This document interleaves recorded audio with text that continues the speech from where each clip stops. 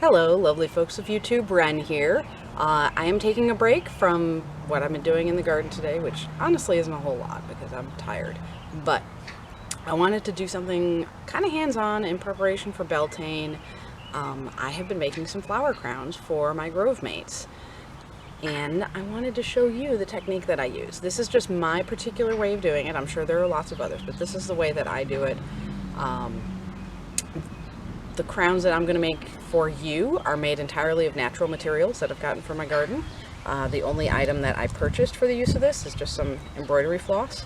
I like to make them out of compostable or decomposable materials when I can, if I'm making them sort of an offering to the gods, that I can just leave them out in the garden to decompose.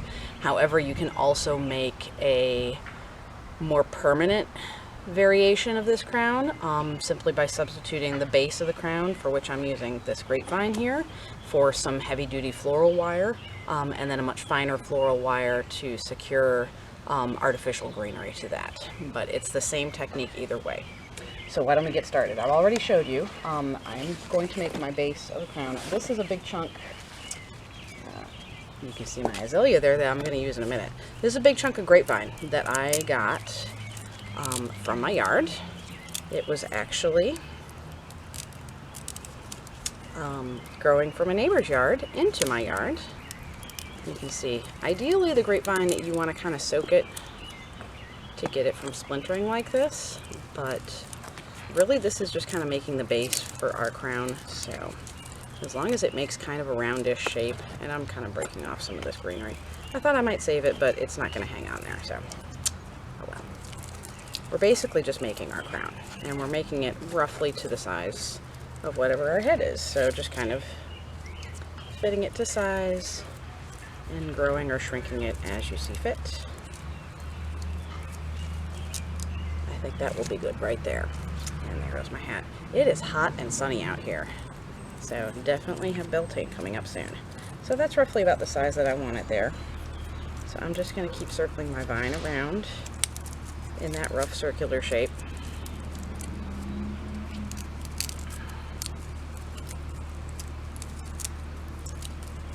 There we go. This is going to make the base of our crown right here. Now, this is where we get our string.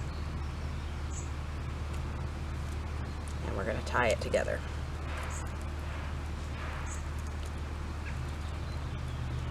Nothing fancy, just whatever knots you can make. You can do a slip knot if you know how to do that. But I'm just going to do an ordinary square knot for mine to start with. Yep. I think I need to cut some of this down, actually.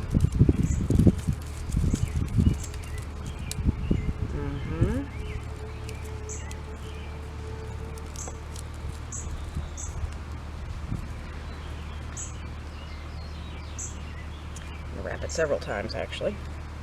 I usually do this with wire, so this is kind of a new experience for me too.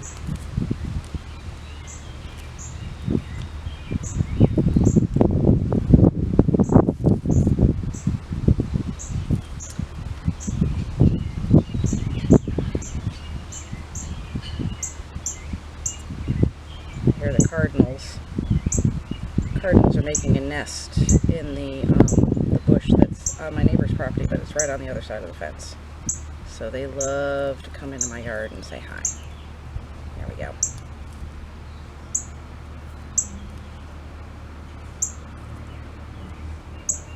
So as you can see, I picked green thread for this, just so it'll kind of be disguised in part by the greenery. Now this little extra piece here, I'm actually going to take this off. A little hawksbill knife here.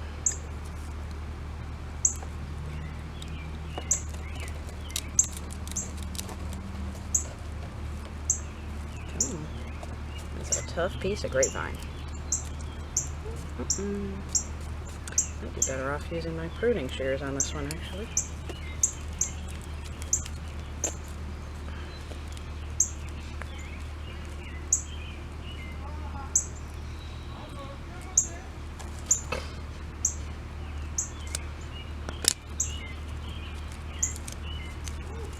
There we go. Good enough. All right, we have our base. Let me see, it's not exactly even, but we can kind of mold it to shape. That's nice. It's a little on the big side, but that's okay because a lot of this space will be filled in with some of our flowers. Speaking of which, let's bring that over here. Now for this, I am going to use my pruning shears. This is azalea.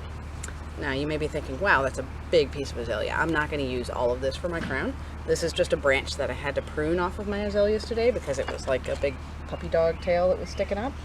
And I figured, let's put it to use.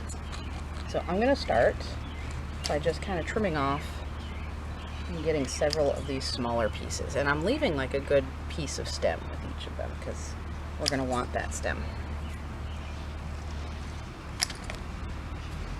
Again.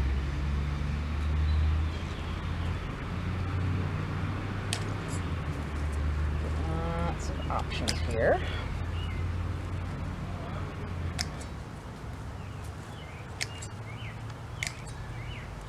Azalea is a nice one to use because it has sort of this big clump of flowers with the long empty stem behind it. So it gives you a lot of material to work with to actually weave in to your crown as sort of a base. I think that's enough to start with right there. All right, now let's get started. Basically, I'm just going to take my first little piece of azalea here with my string. Just wrap it over a couple of times to weave that onto the crown. And then do the same thing with the next one, sort of behind it.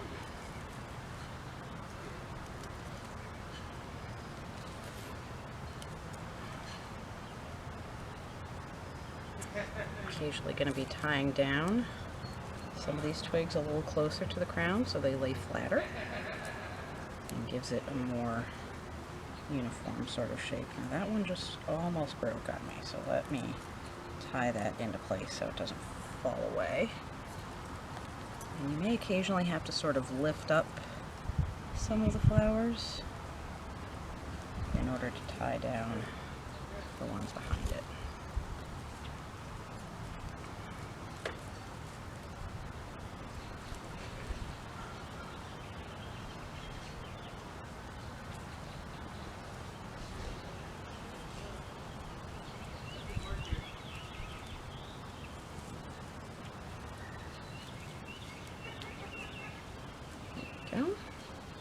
And the next.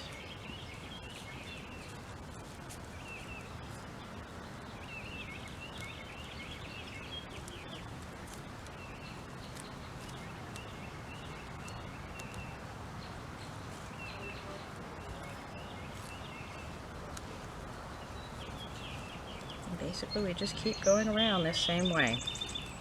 Just tying our flowers onto our base.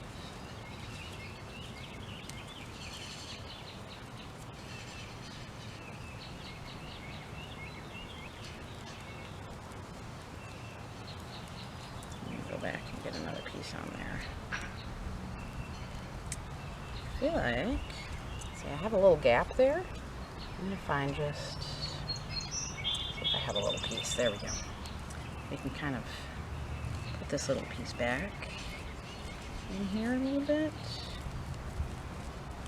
And then just kind of go back to tie it back again. There we go. Piece forward, again, there we are.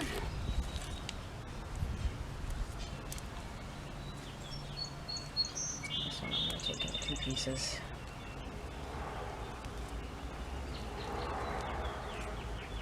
Put them on sort of either side here.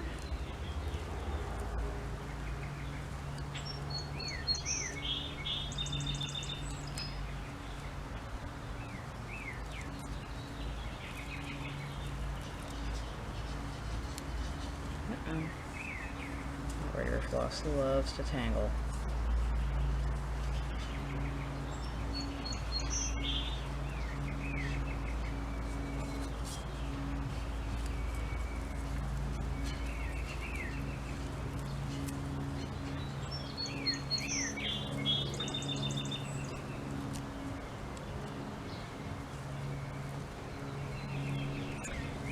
So there, get this out of the way. Ha ha ha ha. So you can kind of see the technique that we're doing here. The nice thing about this base is you can see on the underside where we've kind of woven the string around, it gives you a lot of spaces that you can actually stick more flowers into there in order to fill this out even more. Now we've nearly reached the halfway point. Once we get about midway through our crown, so right around here, which is opposite where we started, that's where we start angling the flowers in the opposite direction. So we'll just kind of bring this all the way around to the end, and then we'll cut our string and start in the other way. Let me take a break here, and then I'll show you what the finished product looks like. All right, so here's my nearly finished crown. As you can see, I have just this little bit of space here, and I think I need to bring this side over a little bit more. So I have my string here. Basically just going to fill in these last few gaps here with some branches of my flowers.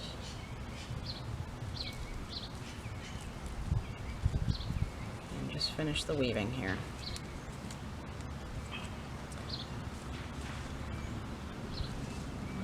Just a little bit.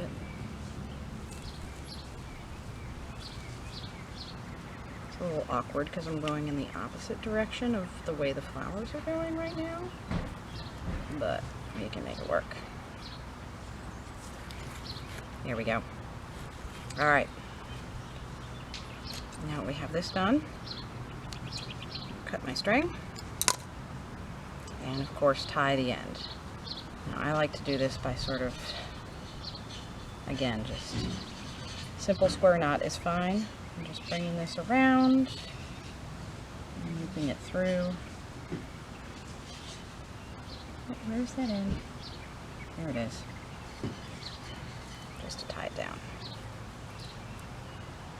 Again, this is not intended to be something that's going to last forever, so that's why it doesn't have to be exactly perfect, but look at how full that is, and you can just throw that right on top, or I suppose if I take my hat off, oh, it's so hot. Ah. There we go. There's my flower crown. So, and like I said, this is, I can tuck more flowers into it if I wanted to. Some of these little empty spaces can be filled in with more, even after the fact. I can just kind of tuck that in like that. It's not intended to be a long-term thing.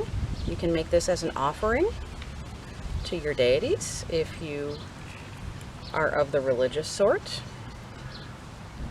because they love anything that we put work into, really. Or you can just use it as a little temporary thing for a one-day celebration like Beltane. So anyway, there's my flower crown. I hope you enjoyed this. I hope you get a chance to make your own flower crowns. Let me know what you plan on doing with yours in the comments. I'd be excited to know about it. And as always, I hope this video finds you well, and I will see you again soon.